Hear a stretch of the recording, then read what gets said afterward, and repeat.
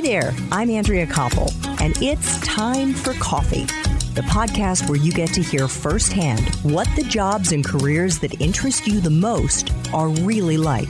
Hey there, Java junkies. Welcome to another K-Cup mini episode of Time for Coffee. By the way, K-Cups come in 3 sizes, single, double, and triple shots, or roughly 1 minute, 5 minutes, or 10 minutes in length. So if you don't have time to throw back an entire caffeinated career conversation, these K-Cup mini episodes of T4C can give you a quick caffeinated fix, whether you're on the go or you only have a few minutes to binge. So grab your mug and take a chug, because it's time for a caffeinated career triple shot K-Cup with my guest, Serilda Summers-McGee. I want to let our listeners know, Serilda, that one of the many, many reasons I wanted to interview you was that I read an editorial that you wrote, which was published in the Portland Business Journal on June 3rd. And we'll make sure to include a link to it in the show notes for this episode. But let me just quickly summarize the beginning and get to your main point about the workplace, because it's super important. You wrote, "I'm a Black woman with a Black husband, 10-year-old Black son, and a 5-year-old Black daughter. The past 30 days have been traumatic for my family. On April 26th, a video was released of Ahmaud Arbery, an unarmed Black man who was being killed by a former cop and his son in February for basically running while Black. On May 25th, Christian Cooper, a Black bird watcher, asked Amy Cooper, who is a Caucasian dog lover, to please follow the rules and leash her dog. That led to her making a 911 call howling, 'There's an African-American man threatening my life.' And that same day, on May 25th, George Floyd was murdered by police for allegedly trying to use a counterfeit $20 bill. Serilda wrote, "These events are enraging, exhausting, heartbreaking reminders of the dangers my family and all Black families face every day. I am inspired to address the fact that acts of aggression and violence against Black people also carry over into the workplace. This internal darkness breathes on the job within those who fear others who don't look, act, or talk like them." How common is this internal darkness for Black Americans in the workforce? Oh, it's incredibly common.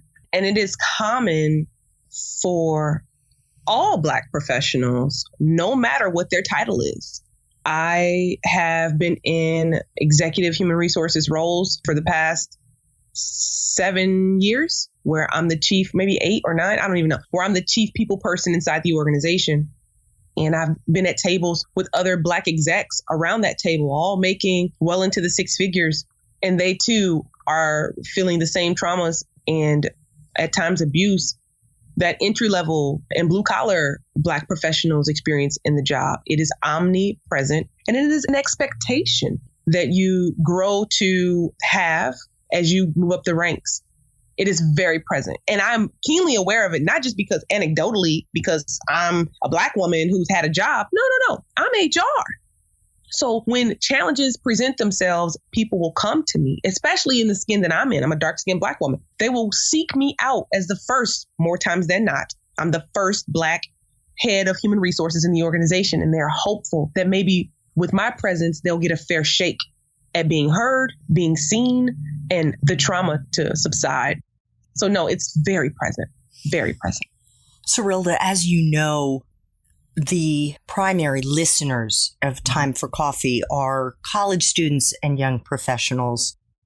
I know the last thing we want to do is scare them any more than they are already, right? About what it's like in the workplace.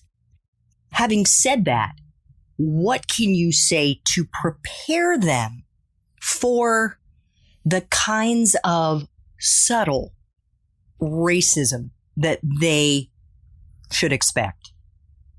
I mean, the words to prepare them are like the same words that I would tell my children when they get ready to go into the workplace. And that is, don't react too aggressively, because it's only going to reinforce the assumptions and stereotypes they have about you based on your skin color. Know your rights, know what the buzzwords are, right? So, know what harassment looks like, know what discrimination looks like, follow the data, don't make assumptions, right? And then build your case for, how you have been disproportionately negatively treated. Like, you have to know the data. I've been in so many lawsuits and so much litigation, so much in my career, right? People sue companies that I work for, and I have to go in for employment practices, and I have to go in and defend the company. And I listen to their stories. I'm hearing these Black people say, like, I was discriminated against, and then they have to prove it, and they can't because they don't know what to look for. So what should they look for? What you should be looking for are trends based on data, right? So if you're not getting jobs and you feel like you're being overlooked, you can't just say, I feel like I'm being overlooked. Follow the data, right? Like, what's the applicant background who won out? Did they have more years experience than you, or didn't they? If you feel like your boss is targeting you, pay attention to, are you the only person who's always late?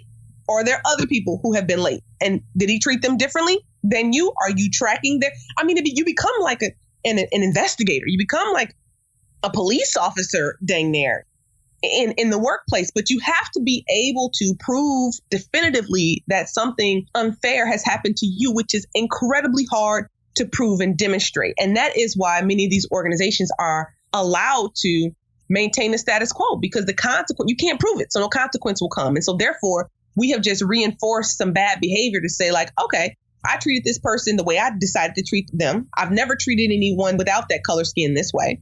However, you can justify it in your mind, but with data, you can't justify it in your mind. That's the mirror that you place to people's faces. So I coach a lot of people on just how to prepare to approach human resources. This is one of the reasons why I got into HR. HR is built to sustain the status quo in 99% of most companies. And so you got to come in there understanding how HR functions, what they're looking for, and then how to advocate for yourself. And I just gave you a couple examples, but there's so many more that you need to be aware of, just so many more. Thanks for tuning in to this K-Cup mini episode of Time for Coffee. If you want to listen to our entire caffeinated career conversation, please check out the show notes for this episode. Thanks so much for listening to Time for Coffee, where the professionals in the jobs that most interest you always have time to grab coffee 24/7, no matter where you live. I have one quick favor to ask you. Remember to rate, review, and subscribe to Time for Coffee. Thanks so much.